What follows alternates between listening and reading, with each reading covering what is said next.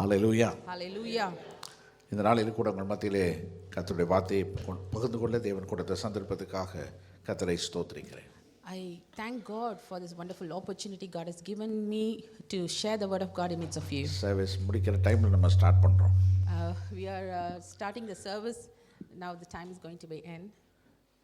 ஏன்னா கர்த்தரை ஆராதிக்கிறது போல ஒரு மகிமையான ஒரு அனுபவம் வேறு எதுவுமே கிடையாது. There is no good things in the world like we worship God. Amen. Amen. நம்ம பரலோகத்தில் போன பிறகு பிரசங்கமே கேட்க மாட்டோம். We won't listen messages in the sermons in the heaven. எந்த பெரிய பெரிய பிரசங்கியாராக இருந்தாலும் சரி ஒருத்தரோட செய்தியை கூட நம்ம கேட்க மாட்டோம். We won't listen any messages of the those who are now the highly giving their sermons. We won't listen the messages. நம்ம பரலோகத்துக்கு போன பிறகு அவரோட முகத்தை மாத்திரம் தான் நாங்கள் பார்க்க போகிறோம். We will look his face, only his face in the heaven. அவரை பார்க்கும்போது நம்ம அவரை பாடிக்கிட்டே இருப்போம். When we look at his face, we will keep on singing. அவரை புகழ்ந்து அவரை உயர்த்தி கொண்டே இருப்போம். We will sing and we praise him, we exalt him. அவ்வளவு பெரிய தேவன் நம்முடைய He is தேவன். such a wonderful God. அவ்வளவு அழகானவர். He is so beautiful. இல்லையா? எவ்வளவுதான் நம்ம கவிதைகள் எழுதினாலும் கூட அது போதாது. How much we write the poem, that's not enough.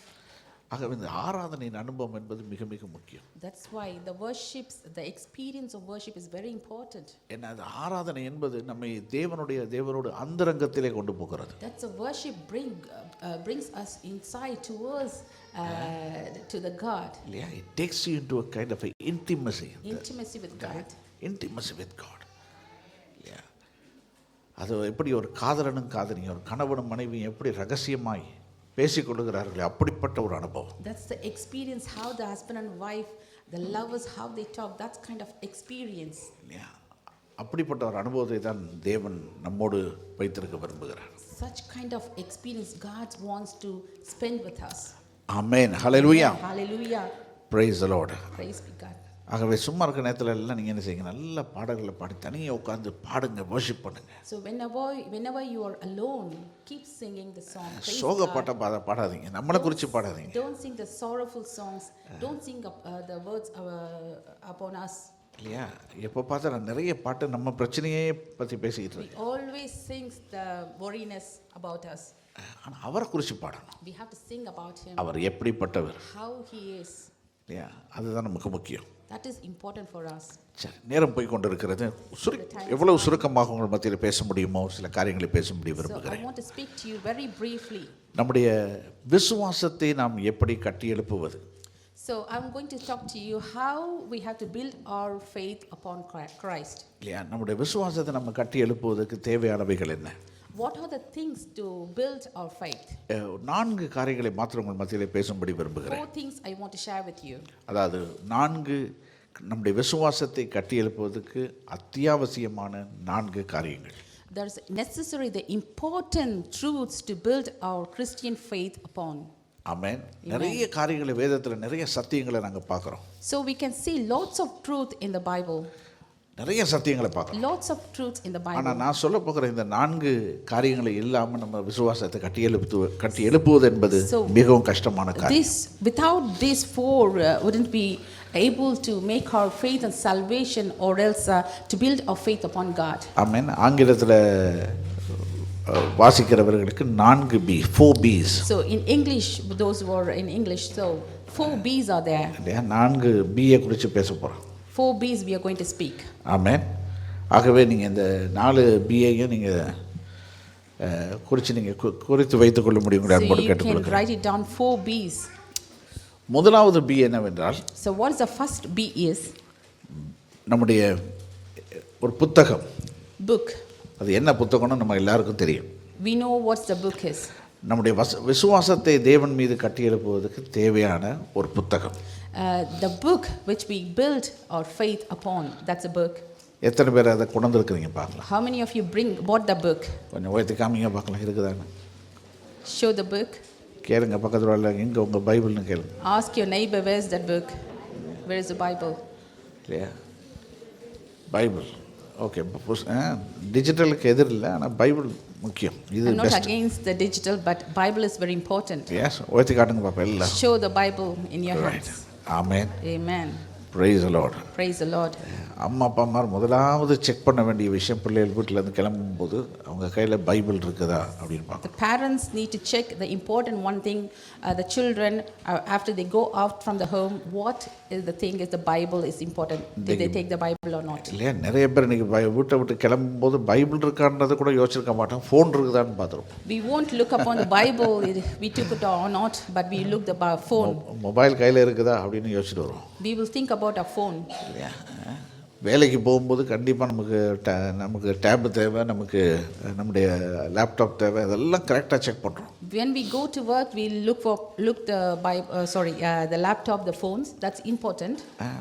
வேதத்துக்கு பைபிள் வேலை ஸ்தலத்துக்கு கூட பைபிளை கொண்டு போகலாம், தப்பே கிடையாது. You can take your Bible to your workplace. ஏன்னா நீங்கள் ஃப்ரீயாக இருக்கும்போது, ஓய்வாக இருக்கும்போது அந்த புஸ்தகத்தை திறந்து வாசிக்கலாம். So when you're free time, you can open the Bible and you can read it. Digital Bible தப்பே கிடையாது, வச்சிருக்கிறது நல்லது தான். Digital Bible is not wrong at all. You can keep it. நானும் நிறைய டிஜிட்டல் யூஸ் பண்ணுறது. I also used digital. ஆனால் Bible வாசிக்கிற மாதிரி வராது பாருங்க. But there is no thing will come like பைபிளை திறந்து போய் வாசிச்சுட்டு இருக்கும்போது ஒரு குறிப்பிட்ட வசனத்தை வாசிச்சு கொண்டிருப்போம். When we read the Bible, the certain things we are reading the Bible. ஆனால் நமக்குள்ள இருக்கிற ஆவியானவர் என்ன செய்வார், அப்படியே நம்முடைய கண்களை இடது பக்கத்துக்கு கொண்டு போவார். Holy Spirit takes us to the left hand side. அந்த இடது கையில் பக்கத்தில் இருக்கிற ஒரு வசனம் அப்படியே நம்மோடு குதித்து எழும்பி நம்மோடு பேச ஆரம்பிக்கும். At the left hand side, the verse, it will jump up and it will speak to us. நாங்கள் ஒருவேளை ரைட் ஹேண்ட் சைடில் இருக்கிற ஏதோ ஒரு அதிகாரத்தை புரட்டி வச்சுட்டு வாசிக்கணும்னு நாங்கள் ரெடியாக இருந்திருப்போம். Maybe we are looking to read the verse in the right hand side. ஆனால் ஆண்டவர் என்ன செய்கிறார், நம்முடைய கண்களை நேராக இடது பக்கத்துக்கு கொண்டு போகிறார். But the Holy Spirit takes us eyes towards the left hand side. இது டிஜிட்டலில் நடக்குது. This won't be happen in digital. இல்லையா, அப்போ நம்ம கையில் புஸ்தகம், வேத புஸ்தகம் நம்ம கையில் இருப்பது மிக மிக அவசியம். So it is very important, necessary to we have the Bible in our hand. நம்ம எதிர்பார்க்காத வசனங்களுக்கூடாக கர்த்தர் நம்மோடு பேசுவார். God will speak to us the unexpected words. ஆகவே புஸ்தகம் நமக்கு மிக மிக முக்கியம். The Bible is very important. பாருங்க, சங்கீதம் 119 சங்கீதம் 105 வசனத்தில் பார்க்கிறோம். Psalms 119 verse 105. உம்முடைய வசனம் என் கால்களுக்கு தீபமும் என் பாதைக்கு வெளிச்சமுமாய் இருக்கிறது. Your word is a lamp up to my feet, unto my feet, and the light unto my path. பாருங்க, இப்போ சத்துரு நம்ம என்ன செய்திருக்கிறான், நம்ம ஒரு சிறையில் அடைச்சி வச்சிருக்கிறான். The enemy put us in a bondage. நம்ம பல்வேறு போராட்டங்களுக்கு மத்தியில் நம்மை கொண்டு வந்து என்ன செய்யறான், அடைத்து வைத்திருக்கிறான். He brings us in some circumstances, he bound us. நமக்கு நம்ம காலையில் எழும்பினோட நமக்கு நினைவுக்கு வருது நம்முடைய போராட்டங்கள், வேதனைகள், பிரச்சனைகள். When we wake up in the morning, we remember our problems, our struggles. நம்ம ஒரு சிலர் நபரோடு பேசும்போது அவங்களோட பிரச்சனையை தான் நாங்கள் பேசுகிறோம். When we speak to the other person, we speaking about the problems and the struggles. நம்முடைய தொலைக்காட்சியை திறந்து பார்க்கும்போது எப்போ பார்த்தாலும் நல்ல செய்தி வரவே வராது. When we open the television, no good things there. அப்படிப்பட்ட சூழ்நிலையில தான் கர்த்தர் தன்னுடைய நல்ல செய்தியை தேவன் தன்னுடைய வார்த்தையின் மூலமாக நமக்கு தருகிறார். In that circumstances, God has given the good news in this Bible. அப்ப வேதத்தை பார்க்கும்போது என்னுடைய எதிர்காலத்தை குறித்து ஒரு நம்பிக்கை வருகிறது. When I see the Bible, I can see the future and I get the hope of my future. பாருங்க, நம்ம காலையில எழும்பி நம்ம கண்ணாடியை விண்டோ திறந்து பார்க்கும்போது வெளியே வெளிச்சத்தெல்லாம் அடிக்கும், பார்க்கும்போது வெயில் அடிக்கிறதெல்லாம் பார்க்கும்போது நமக்குள்ள ஒரு சின்ன ஒரு குளுன்னு ஒரு சின்ன சந்தோஷம் வரும். When we wake up and see the window, we can see the sunshine and be happy in our heart. அப்படியே நம்ம பார்த்து நம்ம தனியே சிரிக்கிறோம். When we smile in alone. அவ்வளவுக்கு அதை வெளியே பார்க்கும்போது நமக்கு ஒரு மகிழ்ச்சியை தருகிறது. When we see outside, it's so happy for us. அப்ப நாம் கட்டப்பட்டு இருக்கிற இந்த உலகத்திலிருந்து வெளியே பார்க்க வேண்டுமானால் வேதம் என்கிற வேத வசனம் என்கிற கண்ணாடி கூடாக நம்ம பார்க்க ஆரம்பிக்கணும். So we are in the world through the Bible as a window, we can see through the eternal life. ஒருவேளை சத்துரு நமக்கு என்ன செய்திருப்பான், சொல்லுவான் உனக்கு எல்லாமே முடிஞ்சு போச்சு. Maybe Satan says nothing, everything is gone, everything is finished for you. எதிர்காலமே உனக்கு அவ்வளவுதான், சூன்யம். Your future is zero. அப்படி இருக்கும்போது வேத வசனம் சொல்கிறது, இல்லை உனக்கு ஒரு எதிர்காலம் இருக்கிறது. In that circumstances, the Bible says no, you have the future. உனக்கென்று ஒரு தீர்மான திட்டத்தை நான் வைத்திருக்கிறேன். I have kept a future, I have kept a plan for you. இது வெறும் எழுத்து கிடையாது. This is not just words. இது தேவனால் பேசப்பட்ட வார்த்தை. This is the words which God has spoken.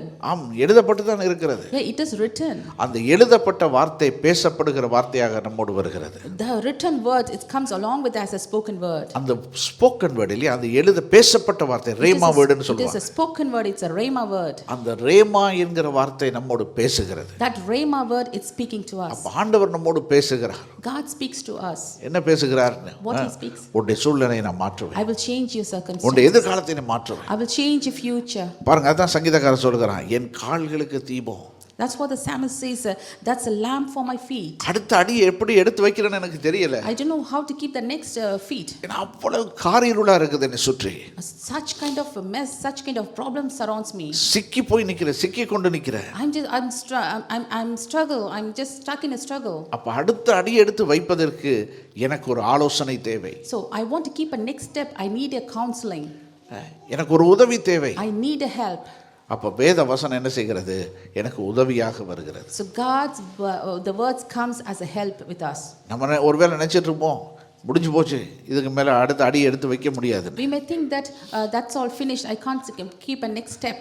ஆனா ஆண்டவர் சொல்றாரு, நான் உனக்கு வெளிச்சத்தை காமிக்கிறேன். God says, I will show you the தைரியமா என்ன நம்பி கால் எடுத்து வைன்னு you can சொல்றாரு. boldly put the step and you can walk. அது மட்டும் இல்ல, அந்த வசனம் என்ன சொல்கிறது? என் பாதைக்கு வெளிச்சமா And இருக்கு. it says the light for my path. ஒருவேளை மத்தவங்களோட பார்வைக்கு எல்லாம் இருட்டா தெரியலாம். Maybe for others' eyes it may be the dark. ஆனா கர்த்தரை நம்புகிற எனக்கோ என் பாதை வெளிச்சமா இருக்கிறது. For me who I believe in God, for my path it's a light. நான் அடுத்த அடி என்ன எடுத்து வைக்கணும்னு சொல்லி அதை குறித்து கவலைப்பட வேண்டிய அவசியம் கிடையாது. ஏன்னா அவருடைய வார்த்தை வசனம் என்னோட பேசுகிறது. I won't be worry about the next step because the word is speaking to me. Hallelujah. Amen. Hallelujah. தேவனுடைய வார்த்தை தான் பரிசுத்த ஆவியானவர் நம்மை நடத்துகிற விதம். So the Bible verse, the Holy Spirit leading us through the தீர்க்க தரிசனங்கள் நல்லதுதான்.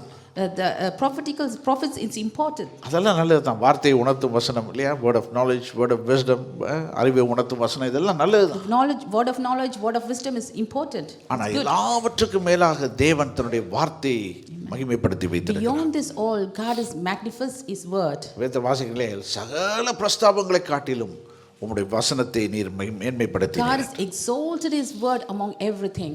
அப்படியான பரிசுத்த ஆவியானவர் நம்மை வழி நடத்துகிற விதம் என்ன? வேத வசனத்தினூடாக. So how the Holy Spirit lead us? Through the Bible verse. தீர்க்க தரிசனங்கள் எப்ப நமக்கு சரியா வேலை செய்யும்னா, So how when the prophetical words will work in our life? ஆண்டவர் ஏற்கனவே ஏதோ ஒரு காரியத்தை குறித்து என்னோடு பேசி இருப்பார். God has already spoken some word through us to us. அந்த காரியத்தை குறித்து நான் சஞ்சலப்பட்டு கொண்டிருக்கிறேன், குழம்பி போயிருக்கிறேன். So I was in confusion state about the prophetical words. ஆண்டவர் ஏதோ ஒரு காரியத்தை சொல்லி எனக்கு நீ மனம் திரும்பும்படி கட்டளையிடுகிறார். God has already spoken to repent from some things. ஆனா நம்ம என்ன செய்கிறோம்? அடம் பிடிச்சிட்டே இருக்கிறோம். But we always we always stumble with God. Yeah, we don't want to move forward.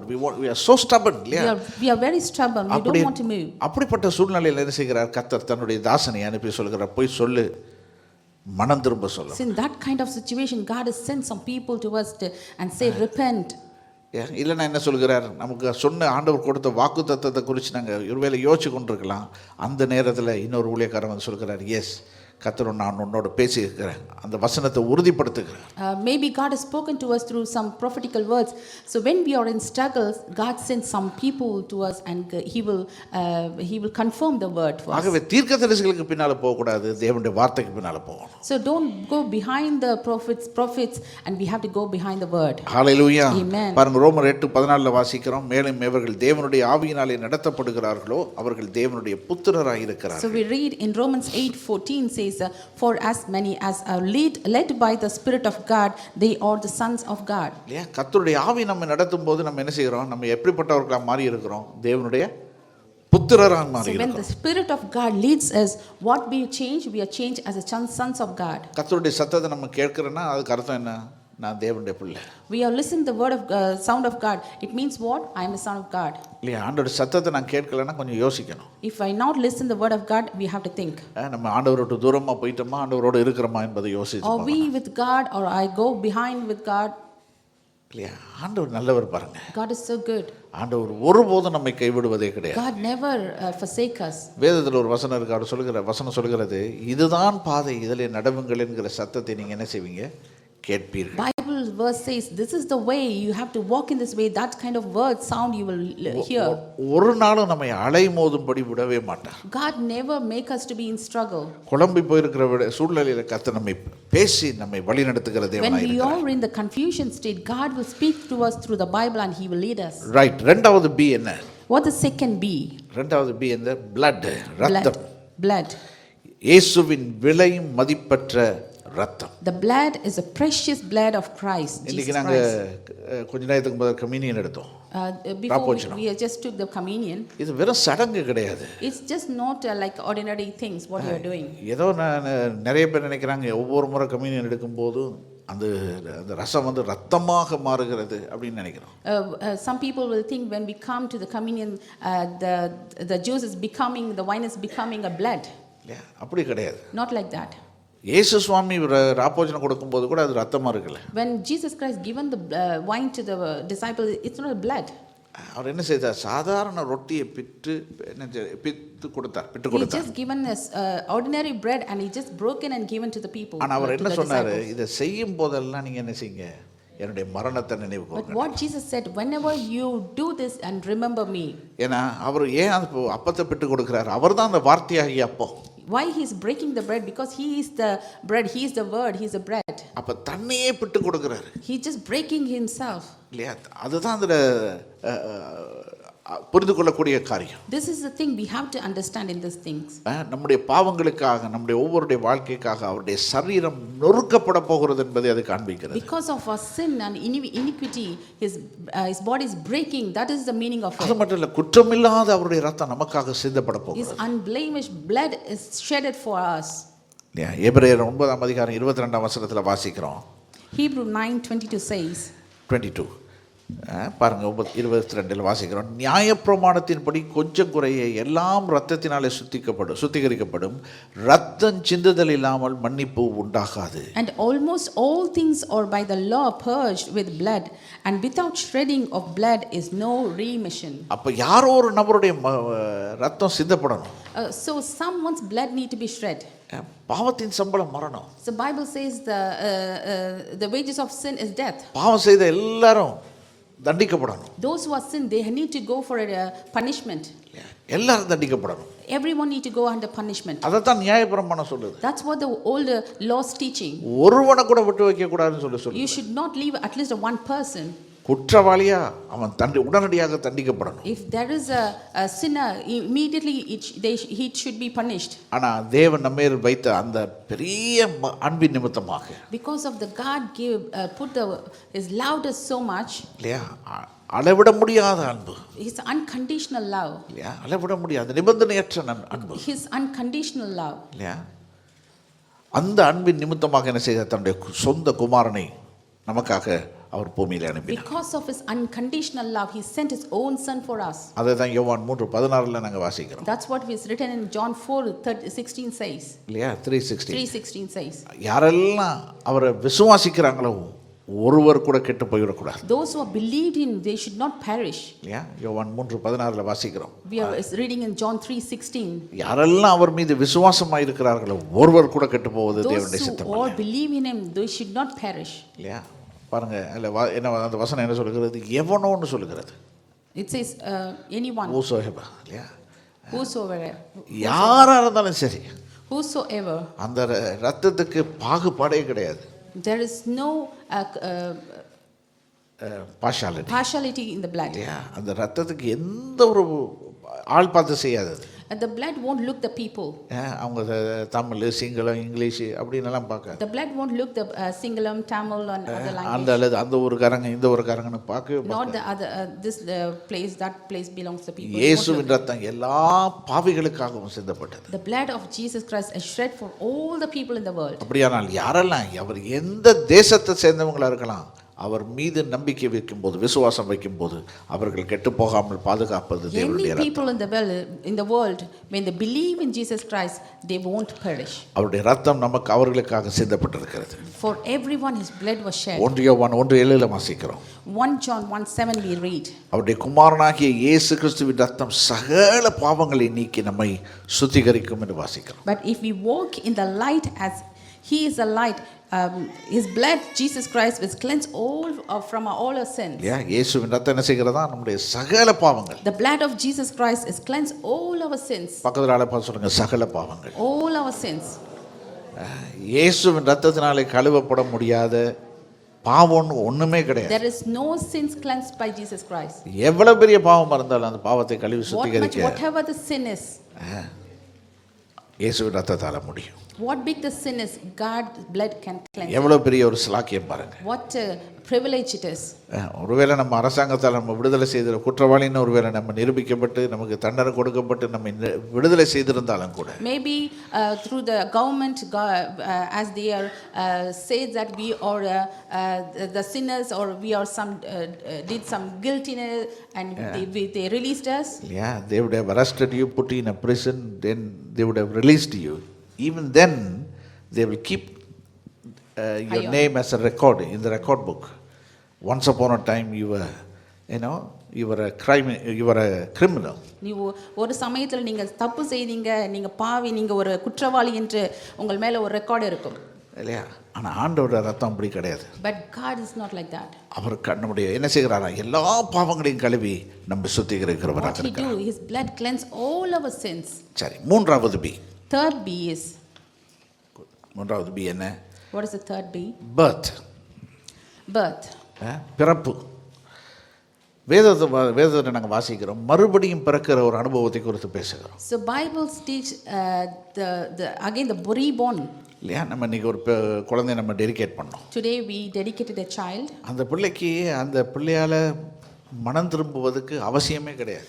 There is no necessity for the child to repent. ஏன்னா அந்த பிள்ளை பாவம் அறியாத ஒரு சின்ன பச்சையில இருந்து குழந்தை. That child is a very small child, don't know sin at all. ஆனா ஒரு ஜென்ம பாவம் ஒன்றது அது இருந்துகிட்டே தான் இருக்கும். But the generational sin is always there.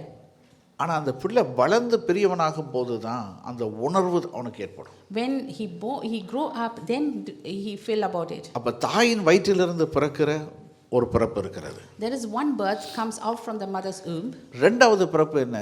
The second birth, அது மறுபடியும் பிறக்கிறது. அப்படியே என்ன? தேவனுடைய ராஜ்யத்துல பிறக்கிற that's a reborn. That's in the kingdom of God. இல்லையா? ஆண்டவர் சொல்றார் இல்லையா? இயேசு கிறிஸ்து சொல்கிறார், ஒருவன் மறுபடியும் பிறவாவிட்டால் அவன் தேவனுடைய ராஜ்யத்துல பிரவேசிக்க மாட்டான். God says if a person not born again, he cannot go enter into the kingdom of God. அப்ப மறுபிறப்பின் அனுபவம் என்பது மிக மிக அவசியம். So it's very important about the reborn. இல்லையா? யோவான் 3:3 வாசிக்கிறோம் இல்லையா? John 3:3 we are reading that. மறுபடியும் பிறக்காட்ட தேவ ராஜ்யத்தை பார்க்கவே முடியாது. If you cannot born again, you cannot see God's kingdom. நீங்க பரம்பரையா சபையில இருக்கலாம். Maybe you will be in the church for generations. நல்ல பைபிள் வாசிக்கலாம். You may read very good Bible reading. இல்லையா? நல்ல வர்ஷிப் பாட்டெல்லாம் பாடலாம். You may do worship very good. ஏன் பிரசங்கம் கூட பண்ணலாம். You may do very good message sermon. நல்ல கிறிஸ்தவ பேர் வச்சிருக்கலாம். You may have a good Christian name. ஆனாலும் கூட மறுபடியும் பிறவாத ஒரு நபராக நீங்க என்ன செய்யலாம்? காணப்படலாம். Maybe you are the person like not reborn again. இல்லையா? நல்ல பாடி பிரசங்கம் பண்ணி எல்லாம் பண்ணிட்டு கூட நம்ம நரகத்துக்கு போக முடியும். Maybe it is very essentially you may worship or message, you can go to hell. அப்படியானால் நம்ம நரகத்துக்கு தப்பித்துக் கொள்ள வேண்டுமானால் நமக்கு தேவை என்ன? மறுபிறப்பின் அனுபவம். So it is very important to escape from the hell death is the reborn experience. அப்ப வளர்ந்த பிற்பாடு நம்ம என்ன செய்கிறோம்? ஞானஸ்நானம் கொடுக்கிறோம். When we grow up, we are giving the baptism. அப்ப ஞானஸ்நானம் எதை காண்பிக்கிறது? What's the baptism shows? மறுபடியும் பிறந்த அனுபவம் என்ன சொல்லுகிறது? மறுபடியும் பிறந்த அனுபவம் என்ன சொல்லுகிறது? What's the reborn experience says? நான் என்ன செய்தேன்? நான் மரித்து போய் விட்டேன். I born. நான் அடக்கம் பண்ணப்பட்டிருக்கிறேன். I have buried. என்னுடைய பழைய வாழ்க்கைக்கு நான் செத்து போயிட்டேன். I have dead for my previous life. இப்பொழுது நான் வாழ்கிறது ஒரு புதிய வாழ்க்கை. நான் Now I am கிறிஸ்துவுக்காக living வாழ்கிறேன் a new life for Christ. என்பது சொல்லும்போது என்ன அந்த தண்ணீர்ல உள்ள போகும்போது நான் அடக்கம் பண்ணப்பட செத்துட்டேன், என்னை அடக்கம் பண்றாங்க. So when I go inside the water, I buried and then they buried me. தண்ணீர்ல இருந்து அடக்கம் பண்ணப்படுறேன். I just buried there. ஆனா தண்ணீர்ல இருந்து வெளியே வரும்போது சொல்லுகிறோம், இப்பொழுது நான் ஒரு புதிய சிருஷ்டி. When I come out of the water, I'm saying that I'm a new creation. நான் இனிமேல் கிறிஸ்துவுக்காக நான் வாழ போறேன். I will live for Christ. Hallelujah. Hallelujah. அததான் அந்த ஞானஸ்நான அனுபவம் சொல்லுகிறது. That's what the experience of the baptism அப்ப says. ஞானஸ்நானம் என்ன சொல்லுகிறது? What is the baptism says? உள்ளாக ஏற்கனவே நடைபெற்ற ஒரு மாற்றத்தின் வெளிப்பிரகாரமான அடையாளம் தான் So என்னது the ஞானஸ்நானம். experience of the baptism is whatever happened inside is the outwardly showing. Amen. Amen. ஏற்கனவே இந்த மாற்றம் உள்ள நடந்துருச்சு. So the changes already happened inside. நான் செத்து போயிட்டு அடக்கம் I பண்ணப்பட்டேன். already died and they buried me. நான் கிறிஸ்துவுக்காக வாழுகிறேன். I'm now living for Christ. அதை எல்லாருக்கும் நான் அறிவிக்கிறதுக்காக நான் என்ன செய்கிறேன்? அந்த தண்ணீருக்குள்ள முழுகி வெளியே வருகிறேன். As I'm announcing to everyone, to show off everyone, I'm just coming out. ஞானஸ்நானம் பெற்றதுனால நீங்க அது பரலோகத்துக்கு போகலாம்னு நினைக்காதீங்க. I don't think that because of the baptism you can go to heaven. நீங்க மறுபடியும் பிறந்தாதான் பரலோகத்துக்கு போகும். You have to reborn again to go to heaven. அது உள்ளத்துல நடைபெறுகிற That மாற்றம். should be happen inside your heart. Hallelujah. Hallelujah. அப்ப அந்த மறுபிறப்பின் அனுபவம் மிக மிக அவசியம். So that is a reborn experience is very important. அந்த ரட்சிப்பின் அனுபவம் ஒரு மனுஷனுக்குள்ள வரும்போது அவன் மறுபடியும் பிறந்த கிறிஸ்தவனாக மாறுகிறான். So the experience of the salvation brings the reborn experience in a person. சரி, நான்காவது B. The fourth B is blessed hope, நம்பி இருக்கிற அனந்த பாக்கியம். blessed hope, the second coming of Christ. Amen. Amen. blessed hope, Blessed hope. நம்பி இருக்கிற ஆனந்த பாக்கியம். So that is the thing we are hoping on. அது என்ன? இயேசு கிறிஸ்துவின் இரண்டாம் வருகைக்காக நாம் காத்து So கொண்டிருக்கிறோம். what is that? The second coming of Christ. அந்த இரண்டாம் வருகையில இரண்டு பிரிவுகளை நாங்க பார்க்கிறோம். We can see two kind of divisions in there. ஒன்று அது என்ன? ஒன்று என்னது? ரகசிய வருகை. So what is the one? The secret coming. அந்த ரகசிய வருகையில் என்ன செய்வார்? ஆண்டவர் மத்திய ஆகாயத்தில் வருவார். So what happened in the secret coming? Jesus Christ come in the sky. மத்திய ஆகாயத்தில் வரும்போது சபை எடுத்துக்கொள்ளப்படும். When he come on the sky, all the churches will take off. அது வரப்போகிற உபத்திரவ காலத்துக்குள்ளாக என்ன செய்யாது? சபை போகாது. The church want to go into the end. அப்போ ஆண்டவருடைய வருகை மிகவும் சீக்கிரமாக இருக்கிறது. So God's coming is very soon. அப்போ நான் இதை குறித்து பல ஆர்கியூமெண்ட்ஸை நான் கேட்டிருக்கிறேன். I heard many arguments about this. பலவிதமான கருத்துக்களை ஜனங்கள் சொல்கிறார்கள். Many kind of meanings the people says. எனக்குமே ஒரு பாயிண்ட்ல அது ஒரு தேவையில்லாத சப்ஜெக்ட் மாதிரி தெரிஞ்சு. So in one point I was thinking it's not a it's no need. ஏன்னா சண்டே கிளாஸ்ல இருக்கும்போதும் இயேசு வரப்போறாருன்னு சொன்னாங்க. When I was in Sunday school they says Jesus coming. அந்த காலத்துல ஒரு சில கூட்டங்கள் இருந்து இயேசு வரப்போறாரு, அதனால உங்க சொத்தெல்லாம் வித்துருங்க, சொத்தெல்லாம் கொடுத்துக்கோங்க, சர்ச்சில் போட்டுருங்க அப்படின்னு சொல்லி கல்யாணமும் கட்டாதீங்க அப்படின்னு சொல்லி ஒரு கூட்டம் அப்படியே சேர்ந்துருச்சு. In those days there was a group they says don't get married because Jesus coming very soon, so give all your properties to the church. கல்யாணம் கட்டி பிள்ளையெல்லாம் பெத்து வளர்க்கறதுக்கு டைம் கிடையாது, இயேசு வரப்போறாரு. So no we don't have time to get married and give the birth to the children, so God is coming soon. நான் 50 வருஷத்துக்கு மேல பார்த்துட்டேன், இயேசு வரவே இல்லை. So I crossed 50 years now, so Jesus doesn't come. அதன்போதுதான் ஆண்டவர் எனக்கு ஒரு காரியத்தை வெளிப்படுத்தினார். Then only Jesus told me. ஏன்னா யோசிச்சு பாருங்க, நம்ம ஒவ்வொருடைய குடும்பங்களையும் எவ்வளவு பேர் ரட்சிக்கப்படாதவங்க இருக்கிறாங்க. So just think about your family, how many people they not saved yet. நம்ம எவ்வளவு பேர் நம்முடைய அம்மா அப்பாவுக்காக ஜெபம் பண்றோம், நம்முடைய கணவருக்காக மனைவிக்காக ஜெபிக்கிறோம். We are praying for mom, dad and the partners. இல்லையா? அவங்க ரட்சிக்கப்பட்டு பரலோகத்துக்கு வரணும் They அப்படின்னு have to save and come to the heaven. அப்ப அந்த ஜெபத்தின் நிமித்தமாக கர்த்தர் என்ன செய்கிறார்? தாமதம் பண்ணுகிறார். Because of the prayer God is delaying. எனக்கு காரணம் என்னன்னா, ஒருவனாகிலும் கெட்டு போவது தேவனுடைய சித்தம். It means what? None of us to be perish. யாரும் நரகத்துக்கு போகிறத கர்த்தர் விரும்புறதே God கிடையாது. doesn't like any one of us to go to hell. இன்னைக்கு நானும் நீங்களும் ரட்சிக்கப்பட்டிருக்கிறோம்னா யாரோ ஒருவர் நமக்காக ஜெபித்திருக்கிறார். Because today you and me are saved because someone has prayed for us. யாரோ இன்னைக்கு இப்போ ஜெபம் பண்ணிட்டு இருக்காங்க நமக்கு. யாரோ Someone is praying for us now. யாரோ ஒருவர் Someone is praying for நமக்கு us. தெரியாம இருக்கலாம். We don't know.